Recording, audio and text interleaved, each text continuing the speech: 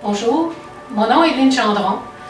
Aujourd'hui, j'ai la grande opportunité de vous présenter mes œuvres qui sont exposées à la maison de la Fondation Hélène Santène.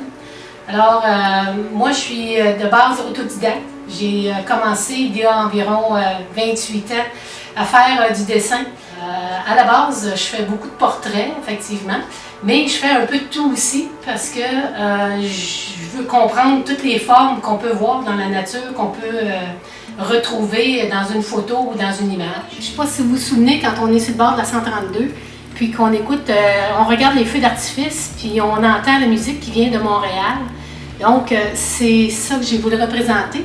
Puis pour ce faire, j'ai fait de la spatule. J'ai utilisé ce que les gens appellent des couteaux ou de la spatule pour le fond, les feux d'artifice et les instruments de musique. J'ai essayé de faire un style plus photographique. Donc, je trouvais intéressant de mélanger les deux techniques. Puis en même temps, pour moi, ça me permettait de faire autant des choses très, très détaillées puis des choses un peu plus abstraites. Nous avons aussi ici Dan Bigra, que j'aime beaucoup parce que c'est quelqu'un qui est très humain et qui aime les gens. Et ça me permettait aussi de pratiquer le portrait et de faire un montage. Je m'amuse aussi à faire différents montages. Le fond a été fait dans une technique qu'on appelle la transparence. C'est différentes couches de peinture mélangées avec de l'huile qui fait en sorte que les dégradés peuvent être plus colorés et plus souples aussi.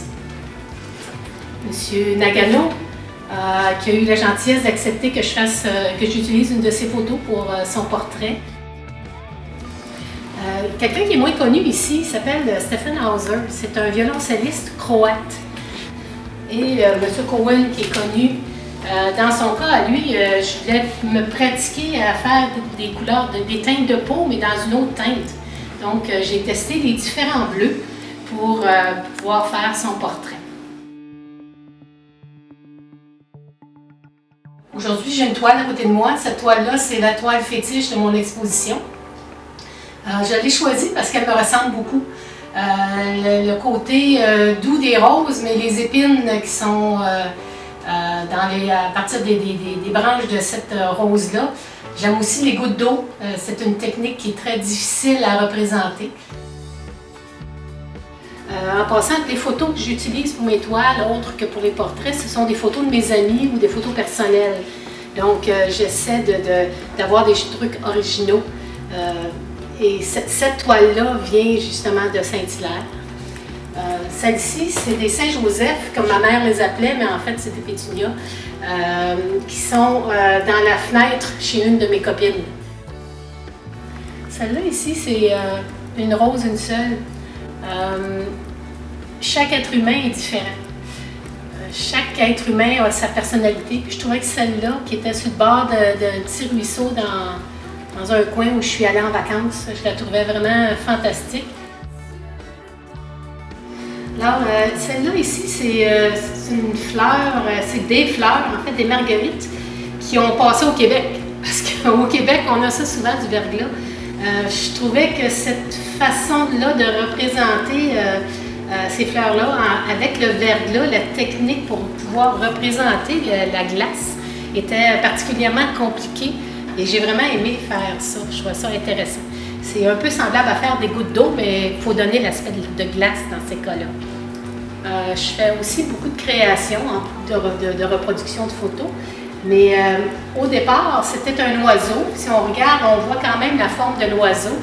Puis ça s'est terminé comme une goélette, une ancienne goélette qui s'est échouée sur le bord de la mer.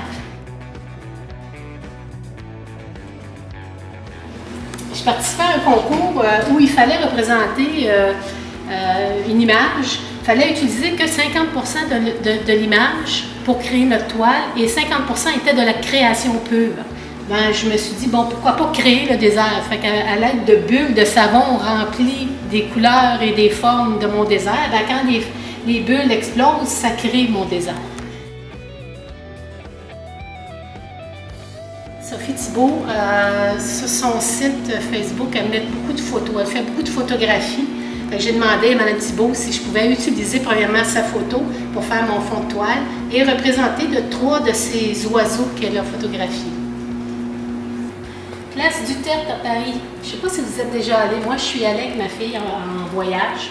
La raison pour laquelle cette toile-là existe, c'est parce que c'est la seule photo que j'ai de l'endroit où je suis allée visiter avec ma fille.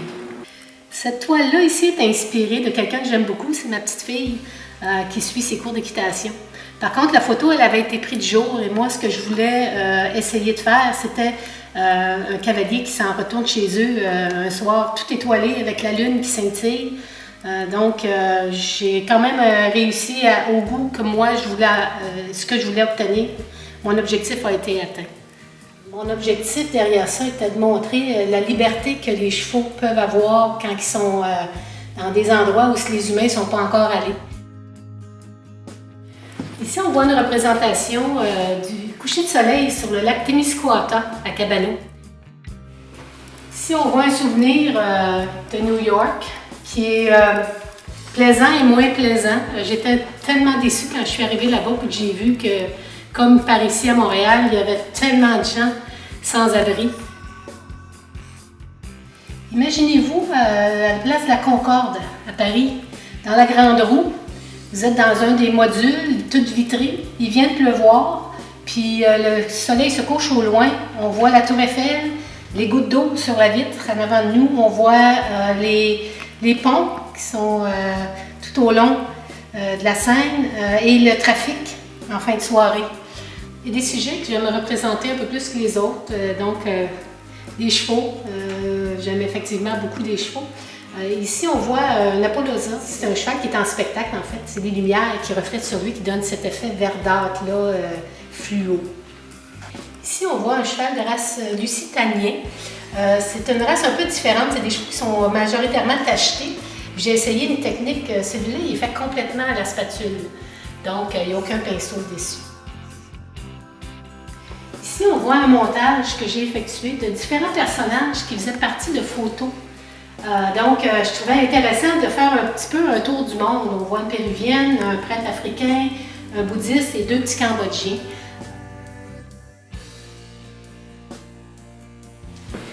Ici, c'est à un moment donné, c'était l'anniversaire de décès de Charlie Chaplin. Puis je voulais faire un hommage à M. Chaplin. Fait que j'ai donc mis en place des personnages qui, moi, m'ont marqué depuis que M. Chaplin a fait du cinéma en noir et blanc. On est à Annecy, en France. Donc, les gens se promènent en bateau. On a des maisons, mais tout est en briques, tout est en pierre. C'était hyper intéressant avec les lumières en fin de soirée. Le Pont Charles est représenté souvent dans des photos. Mais je trouvais intéressant d'avoir la nuit qui était quand même un peu très très nuageuse avec la lune qui était cachée.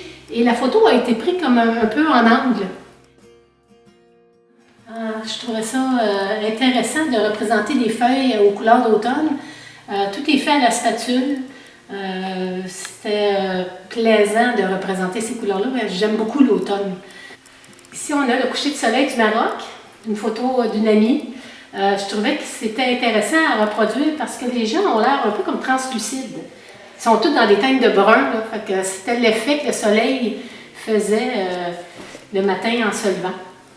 Celle-là ici, c'est une demande de mes petits-enfants, en fait.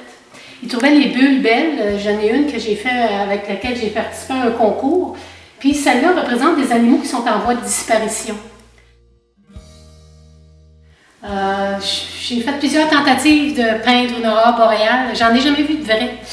Mais j'ai essayé. C'était difficile de reproduire le mouvement dans le ciel. Puis après plusieurs essais, j'ai réussi à sortir cette toile-là que j'adore. Je trouve que les couleurs sont vraiment fluorescentes et ressortent dans la nuit.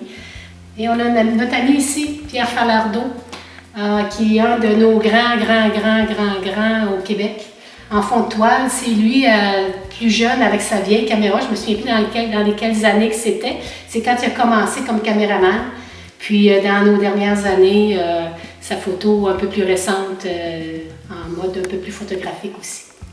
Il y a quelque temps, on m'a demandé de trouver une façon de faire avec laquelle on pourrait montrer à des débutants à faire du portrait. Parce que beaucoup de gens désirent faire du portrait. Donc j'ai pensé à une méthode une technique qui peut permettre aux gens de réussir à faire un portrait. Donc, avec chacune des étapes, j'ai créé un document qui permet à la personne d'avancer et de pouvoir réussir à faire un portrait qui ressemble passablement à la personne qui était photographiée. J'utilise des couleurs de base, puis je fais toutes mes couleurs. Fait que je les mélange moi-même afin d'atteindre la couleur que je veux avoir. Pour faire mon noir, par exemple, je vais utiliser du bleu, du rouge et du jaune. Puis selon la quantité de chacune des couleurs, vous allez avoir un noir plus froid, un noir plus chaud.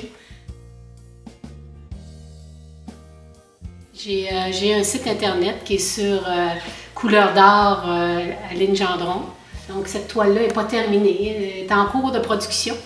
Tant qu'à y être, je voudrais aussi prendre juste un petit instant pour remercier la Fondation de m'avoir offert cet immense cadeau-là, de pouvoir montrer mes toiles à tous les gens qui désirent les voir.